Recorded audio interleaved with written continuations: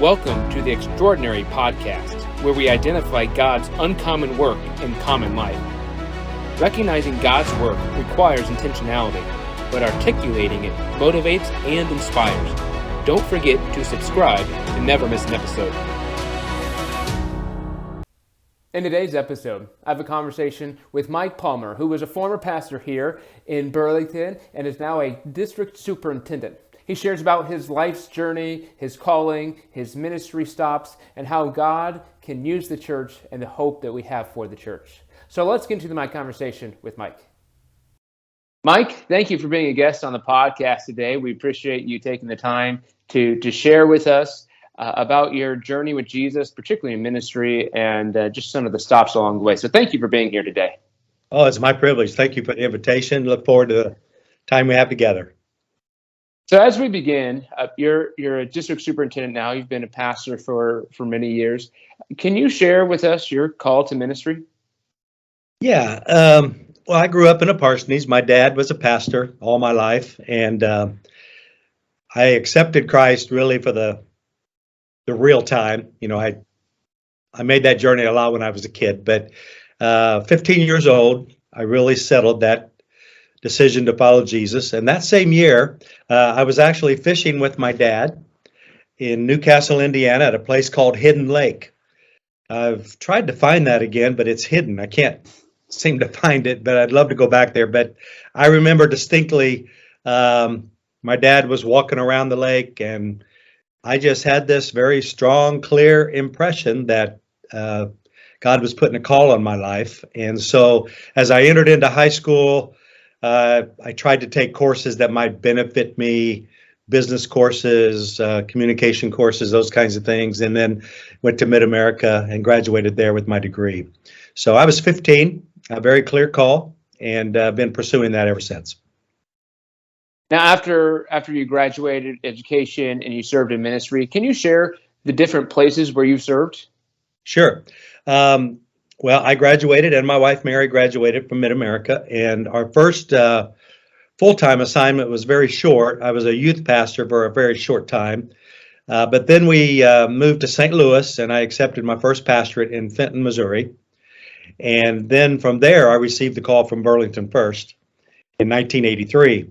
And I still remember the day Dr. Whitlatch called us. I was in somewhat a state of shock and excitement and fear and all of those things at once. I was 26 years old, fairly new in the ministry, but they extended a call to us. And so we were there for 5.5 years.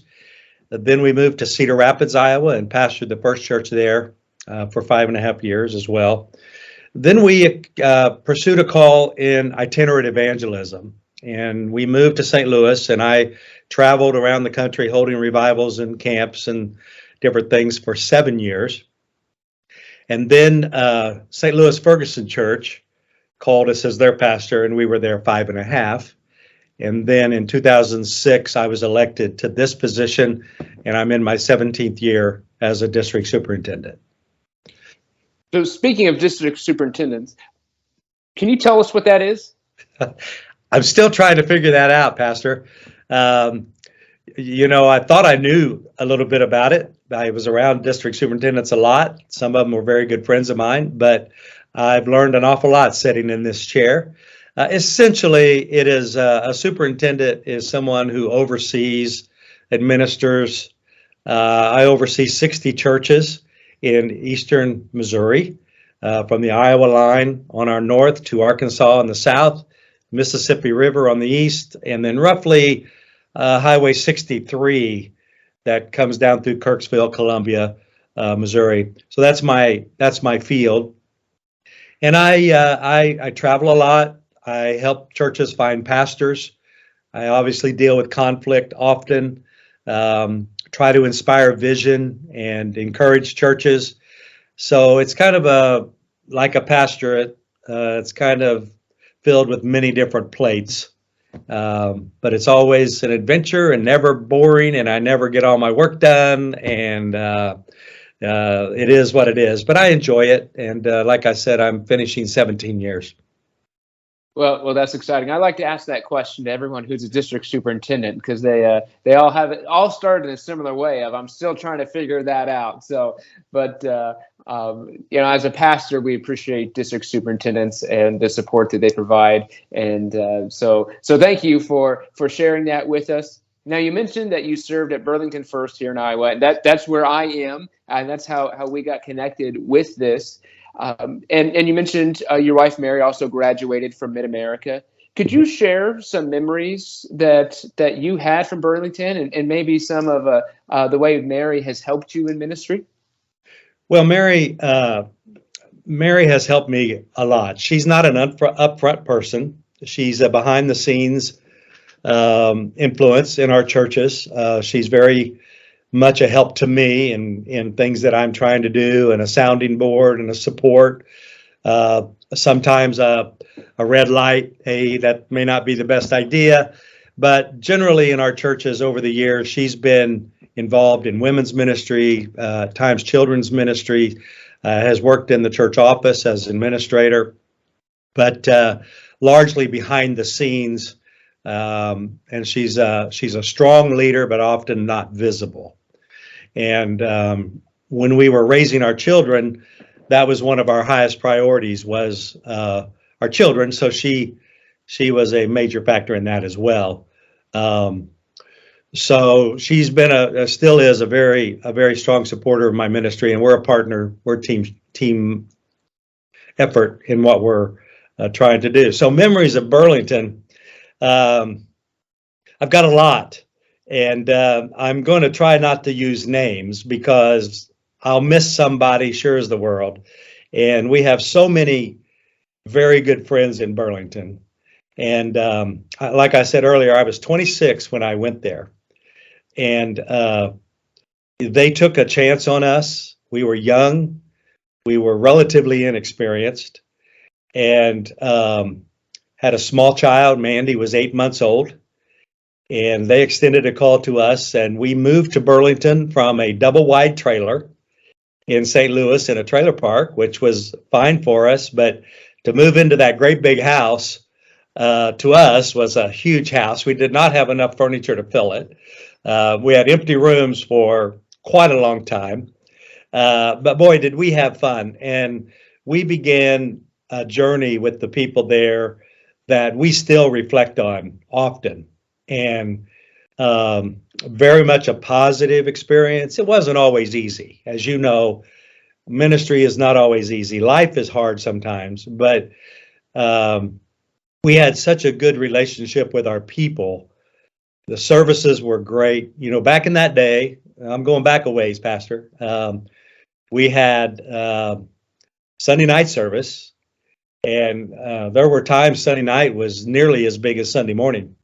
And great time. Then we usually would go to somebody's house and eat, or do something, and just began to form a lot of good relationships and friendships, and grow together in this journey with Jesus, learning together what it meant to be discipling others. We tried to do that with some things we did, and saw a lot of people grow, come to Christ, and it was just a really good period of time in Mary and I's life, spiritually and relationally. A lot of families, Becky could probably tell you this because her daughter was a very good friend of my daughter, about the same age. And a lot of families had kids our age, so we hung out together. We played a lot of ball together. We played in that gym for hours, had church softball teams. There was a group in the church that loved to pull pranks on one another. I probably still do, but it was never dull. It was never boring. It was always exciting. And church was always fun to go to. And so we had a live radio program. You've probably heard about that. And so that was an adjustment to make. And I've got stories about that. Don't ever do that. Okay. Don't ever do that. I have one real quick memory on that. One Sunday morning, someone caught me as I was just about to walk on the platform, and you know how that is. Pastor, we just got word that so and so, and I can't remember the name, so and so is in the hospital and has just been diagnosed with cancer, and they've requested that we pray for them. Well, being the greenhorn that I am and was, I got up in front of the church that Sunday and said, we've received a call that so and so, named him by name, has been diagnosed with cancer, and we need to pray for him. Before the prayer was over, the phone was ringing, and one of our ushers answered the phone and got chewed out pretty well because the wife didn't even know this diagnosis and heard about it over the radio. So I made up my mind from that point on, no names, and be careful what you say. And we learned things, like we would have special songs. We might say so-and-so is going to come and sing. Well, that 15 seconds it takes them to get from their pew to the platform is like an eternity on the air. So we learned things like that about the radio program, but services were great. Worship was awesome.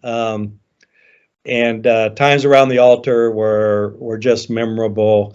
But what I really take away from Burlington is the friendships and relationships that we made, that still have. And that's priceless to me. So, and there were some older folks. I thought they were older then, but they lived many, many, many more years. They kind of became grandparents to my kids. My son was born in Burlington, and my daughter was 8 months old when we came there. So they just took my little family under their wing and loved us like their own, and just pleasant memories. So. Yeah, it's a great place to live, and so that's awesome. You talking about the friendships you had, the impact. This conversation kind of began. How we initiated the conversation to have this conversation was by someone sharing an impact that you had on them, and so your impact continues, and those friendships continue. So that's one of the wonderful things about being part of the church. Now you mentioned. I just wanted to say I appreciate you letting me know that, because as you mentioned when you contacted me about that, sometimes we wonder what kind of impact we are having. And it's nice to hear those stories and to know that the seeds you planted, they all reap harvest at different times. But, same thing's happening for you. Down the road somewhere, you'll hear stories of how you've impacted someone's life, and it's just validating, in the middle of all the struggles and strains and questions and doubts, that God is using you in a special way. So just a matter of being faithful and obedient to Him along the way. That's our purpose here. So yeah. Well, you mentioned your son Mike was born here in Burlington. A lot of times, you said your dad was a pastor. A lot of times we hear stories about what it was like being a pastor's kid. And I kind of want to reverse that a little bit. Can you share what it's like being the parent of a pastor? Well, it's interesting. You never know what your kids are going to do in their life, what direction they're going to take. And we never pushed or suggested or insinuated to Michael as to what he should do. We just tried to teach our kids to love Jesus and hear the voice of God in their life and model before them that. And so Michael, when he was a teenager, received this call to ministry.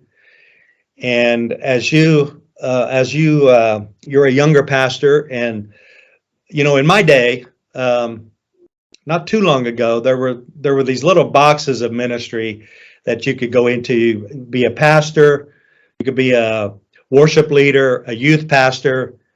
Back then they talked about Christian education or a missionary, but now there's so many more opportunities besides those obvious ones. And so he was trying to pinpoint where God wanted him. So his major was not like in pastoral ministry, is like intercultural ministries or something, which kind of left a broad spectrum out there, which we were thrilled with. And so Mary and I we're obviously grateful, thankful, excited that he was going into ministry. But then there's also that little bit of fear. What's he going to face? What's it going to be like for him? I pray he has experiences like I did in churches like I did, like Burlington, that were so affirming and supportive and worked together. Not every story is that way. But we just embraced him, tried to encourage him, mentor as we could. But he has taken a wonderful path, and God has used him in a really a very incredible way. He just finished, it was right at 10 years as lead pastor in Napa Valley, California. A tough place to live, but he was out there for 10 years. That was his first church. And he's just recently moved back to town here and is working with one of our churches and is in the process, he and his wife, Elizabeth, who is actually from Iowa, in long-term goal of planning a retreat spiritual direction center for people. So he's got a dream, a vision, and he's pursuing it and stepping out in faith, and we're just proud of him. And as parents, we're trying to just be prayerful and supportive, helpful as we can, but let them spread their wings and fly wherever they fly. Well, I just think that's so interesting to hear that perspective, because a lot of times we hear about what it was like growing up as a pastor's kid, and I'm sure. Is there any stories from a pastor's kid that you want to share today? Well, I have a good pastor's kid story. I know some don't, and I'm sorry for that. But again, my dad was a great pastor, and I know he had problems in his churches at times, but he didn't pour all those out at home. So when I looked at my dad, I saw a positive model of ministry, and I remember sitting in his chair and going through his briefcase and looking at his sermon notes and just reading them. And I did pretty well till I came to like illustration. He would say illustration and then Fred. Well, I had no idea what that was. Might have been from 30 years ago. So I was a little bit stuck on the illustrations. But my dad was also very encouraging to me and helpful to me, did not interfere, but was always a support. So I moved a lot. You know, I counted up the other day how many schools I attended. I can't remember now what it was, but I moved a lot. But every move ended up being a good move for me as a child, as a teenager. And so I'm thankful he was sensitive to the voice of the Spirit in doing that. And I think that's true for my kids. I think every move we've made has been positive for them as they look back. I hope so. So it's an interesting dynamic. You know, you don't want to get together and talk church all the time. So we talk Cardinals and sports and golf and all that. But yeah. So, well, thanks for sharing your perspective on that. It's just interesting to hear the stories, and I'm grateful that you had a positive experience growing up, and you had positive experience at the churches where you have ministered, and part of that is our mentality and our perspective of the culture that we bring with us to those ministries, and so when we think of the church, whether we're thinking of the churches that you've been a part of or the church in general, do you have any words of whether it's encouragement or challenge for how the church can do better? Well, I've been impressed the last 3 years by the church in some ways, and I've been depressed by the church in other ways. Let me hit the negative first. I've been discouraged by how the church has reacted to some of the public, political, cultural issues of our day. I really think we lost sight of who we are as kingdom people. And so that's been a concern of mine, and I hope we get that back. The positive, however, is in the middle of the pandemic. Our church has proved a great resiliency. And even though we couldn't meet, or we met in a limited basis, and even now, many of our churches are 50 to 70% back attendance-wise. Many of our churches, and I'll talk about my churches on my district, many of my churches took that opportunity to find new ways to get the message out. So some of them had no clue how to go online. They figured that out. They had no clue what Facebook Live was. They figured that out. They didn't know how to text message a lot of people. They figured that out. And so instead of everything coming to a screeching halt, I was proud of our pastors, especially, to say we got to keep the message moving forward. And so I think in some ways the church expanded greatly outside the walls. We used to pray, Lord, get us outside the walls. Well, he did, and we'll never go back to what we were. This is our new normal. But I think the church is doing a pretty good job. If I had one thing to say about my desire for the church, it's to keep the why paramount in our minds. I'm not sure if you're familiar with Simon Sinek's The Golden Circle.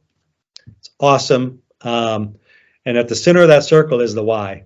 Then you have the how and the what. And I think in my ministry, I probably spent a little bit too much time on the how and the what, and maybe drifted a little from the why, not intentionally, but just. And so I think the church always has to keep in front of her, why are we here? Why are we here? We're not here to do what we've always done. We're here to make disciples. And if we can keep that why paramount and foremost in our mind, then the how and the what always reflects the why. So if I had, and it's what I'm hammering home to my pastors, is that why. Why are we here? If we don't know why we're here, we're going to have trouble fulfilling our purpose. So if I had one message to the church, it would be figure out your why and live by it. And your values, your vision, everything else flows out of that why. Yeah, that's great. And Simon Sinek has a lot of material on that's real deep, real dense, but and challenging in a positive way. And so is that what's giving you hope about the church? Or is there something else that about the church that you said, this is awesome, and I'm hopeful about the future because of this? Yeah, I think that's one of the things that's given me hope. When your foundation of what you trust is gone, and by that I mean, to be honest, many of us can be event oriented or service oriented versus lifestyle discipling oriented. And I think what the pandemic did for us is it broke us out of that to a point where we couldn't just all come to church on Sunday like we always do and then have a potluck or go out to dinner together. It all changed. And so how do I live my faith out when I can't go to church like I used to? And so, as I mentioned before, the resiliency, the vision, the passion for the church is giving me hope. Another thing that's giving me hope, and maybe my son is helping me with this, but is the passion of our younger pastors to really be mission driven, not structure driven. Does that make sense? I'm having a little more difficulty, and other DSs have talked with me about this as well. Finding pastors. The census of pastors is down. But one of the reasons the census is down is because younger pastors don't have the mentality that some of us older guys did of moving up We're in this size church, we get a call to this size church, and we go to that. That is pretty absent. And our younger pastors seem to have a more long-term perspective of building community and building relationships and building a long-term kind of legacy rather than a stair-step kind of thing. And so younger pastors are not wanting to move. They like it. It's not because it's a big church. It's just because they're building relationships and they're doing discipleship. And so I like that. I think that's more of a Jesus model than maybe the church growth model that I grew up in. Not that what we did was bad. We weren't bad, but I think it's better to be more relational than systematic and structural. And so that's given me hope. Now, with that hope comes some stress, right? Because young guys, and I'm going to include you in that. I'll take that as long as I can. Yeah, take it. It snowed on top here for me some time ago. Younger pastors are not afraid to ask questions and challenge the status quo and ask the why. Why do we do that? Or what does that mean? My generation didn't do that as much. We kind of got in the flow of everything and just went with the flow, which again is not bad. But I think in a culture like we live in now, I think it's encouraging to me that we have a group of leaders that's asking why, so that the answer that they come up with will stabilize them and give them a foundation to build on, rather than just this is what we always did. And so while that's frightening to some and sometimes causes tension and stress and anger even, I think it will build a stronger church because our answers will be based on the why, not just tradition. Does that make sense? It does. It increases the resiliency and the flexibility of the movement that Jesus has called us to join, because culture has changed, and if the church doesn't find ways to adapt to that change while keeping the integrity of the mission, then nobody's going to care about the church anymore. Right. So that's great.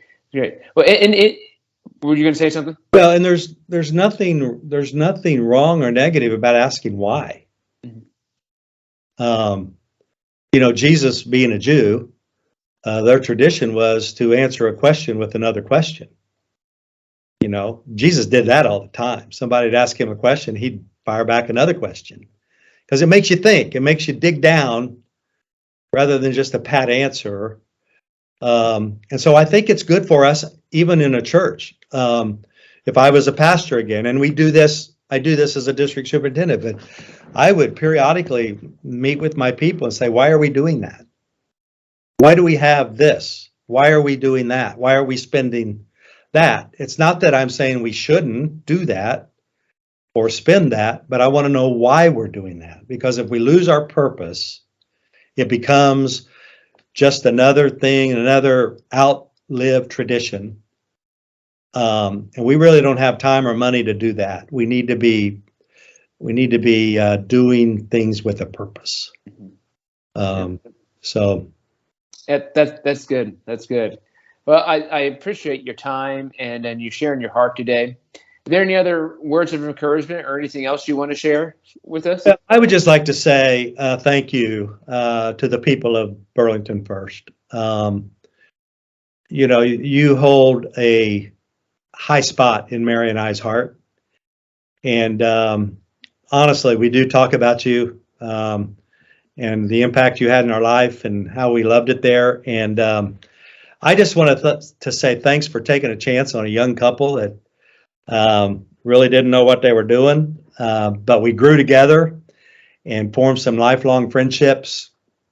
And I'm looking forward to being there in a few weeks. I think that's going to be fun, and I hope I can say something that's helpful. But just to reconnect would be great. And Pastor Jeff, I want to bless you as you pastor this congregation. It's a good place, and I hope that you have the kind of positive experience that Mary and I had. And someday when you're old and gray and you look back, you may still be there, but you may not. But you'll look back, and this chapter of your life will also be very positive as you grew in the Lord and in your relationships, in your leadership. And I just hope that's for you too. Well, it's been a wonderful place to minister for. I've been here for just over 4 years now. I have some similar stories to you, as we didn't have enough furniture to fill that house either when we moved in. But yeah, it's a great place, a place where my kids are growing as yours were growing when you were here, and we're blessed to be here. So, well, thank you for sharing with us today, taking the time, and just investing in Burlington once more. So we appreciate you being a guest on the show. You're welcome. My privilege. Thank you. Thank you for joining us for this podcast. Be on the lookout for how God does uncommon work in common life. And please subscribe to never miss an episode.